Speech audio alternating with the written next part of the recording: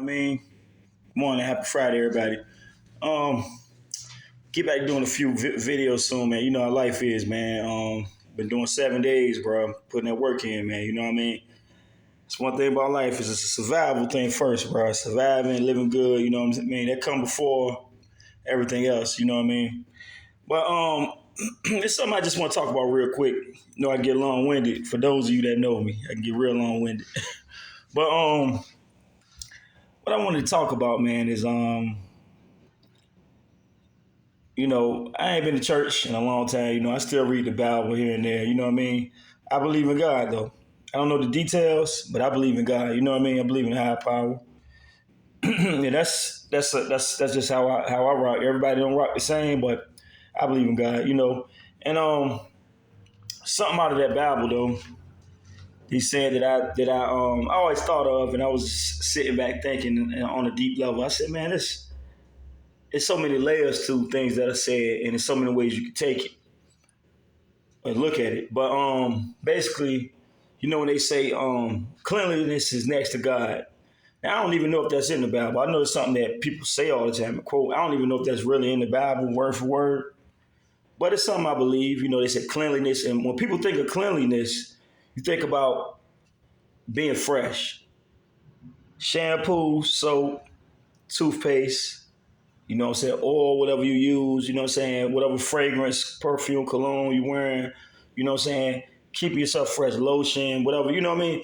And that's cleanliness, on the outward thing. But I was thinking about, I'm a deep thinker, man. I was thinking about on the inner level, being clean, man, is next to God because even like this, I was thinking, man, like, was trying to find some passwords and stuff I had for different, So all y'all out there, we live in a digital age. I just, quick advice, use different passwords, man. Don't use the same passwords for everything. Because if somebody get it, hey, and it's a hacking world, man. I only got hacked one time on my Instagram, you know what I mean? And my old one is gone, you know what I mean? And I don't know if they got my password. I don't know what happened with that shit, you know what I mean? So, but always use different passwords. So I don't know if I misplaced the paper that I wrote it on but just went around organizing shit. And I was just thinking like, that's another side of that. That's another side of cleanliness, man. Because when you think about it, when your house is clean, everything shelved, everything clean, everything in the proper place where you know where it's at, and it's organized, then you know where everything is at. When you got clutter everywhere, it's hard to find stuff. And you know what I mean? And you got clutter everywhere. It's hard to it's hard to find stuff, and confusion is what happens. And people that do read the Bible, have read the Bible, they say the devil is the author of confusion. You know what I'm saying? And I believe that, man. Even people that don't believe in the devil, whatever, or just negativity and evil, you got to believe in that. Well, you don't have to believe nothing, but we see that the negativity and evil, a lot of that come from confusion. When people get frustrated, you know what I mean? Because maybe they rushing to do something and they get confused, or maybe it's something they don't understand. They get frustrated. It's like clutter in your mind. You know what I mean? It's like being in a house with clutter, paper everywhere and stuff everywhere, and you don't know. So you're confused. You don't know what's going on, and you might get confused, frustrated, angry, and and that's not, what I mean? That's not a godly thing, man. Like one of them philosophers a long time ago said, being alone, right? Being by yourself. All my loners out there that know that I spend most of my time by myself, man. I always been like that. But they said, being alone, like think about being in jail, like solitary confinement. Now that drive a lot of people crazy, man.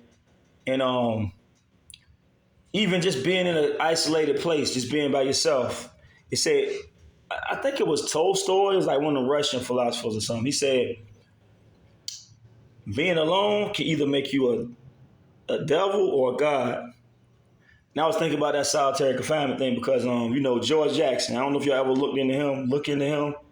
He became a Black Panther, but he was a black revolutionary, way back in the day. They put him in the cell for 7 years, man. This dude, if they put him in solitary confinement for 7 years, you know how strong your mind got to be not to go crazy?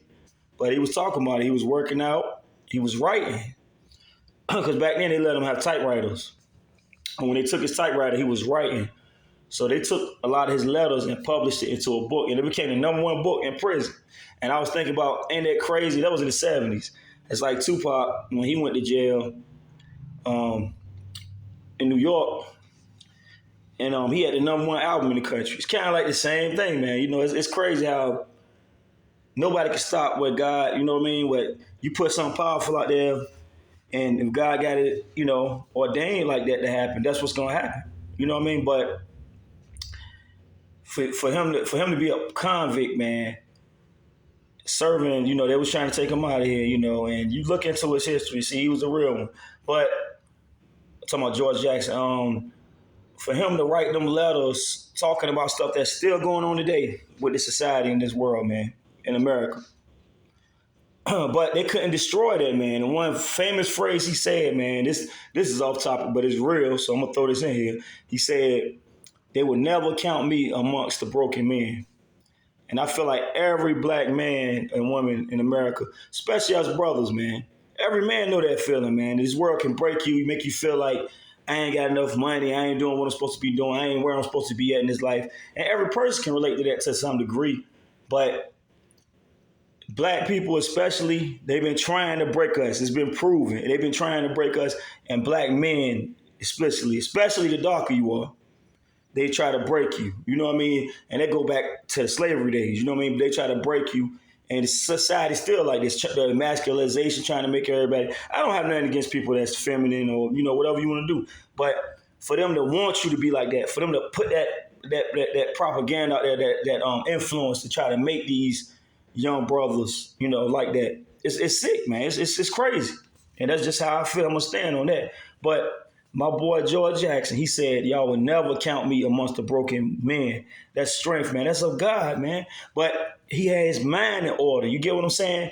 If your mind is in order, like I said, cleanliness is next to God. If your mind is clean, it ain't cluttered with a lot of bullshit and a lot of shit that can confuse you, make you angry, and then you not be a God. Like I said, it all ties in. Like the dude said, I gotta find out his name, man. But the philosopher said way back in the day, this is probably 100 years ago, 200 years ago, he said, being alone, just totally isolated, can either make you a god or a devil. Think about that, man. It can make you, bro, if you locked in mentally, man, you can take it to another level, work out, get your body in perfect shape, read, get your mind in perfect shape, study different stuff, and, you know, come out a monster. Come out a beast in a good way. Or you come out a monster in a negative way. You just get mad at the whole world, fuck all this shit, get overweight or get bulked up and hurting people, you know. Or you could just be physically, mentally, spiritually 100% just strong on all levels. So, man, it's just a quick one I'm throwing out there to y'all, man. Stay clean, man. You know what I mean? Stay clean because, like they said, cleanliness is next to God. And I have to throw this in too because I've been sober for a few years now. I feel a lot cleaner mentally. I feel a lot cleaner spiritually, emotionally.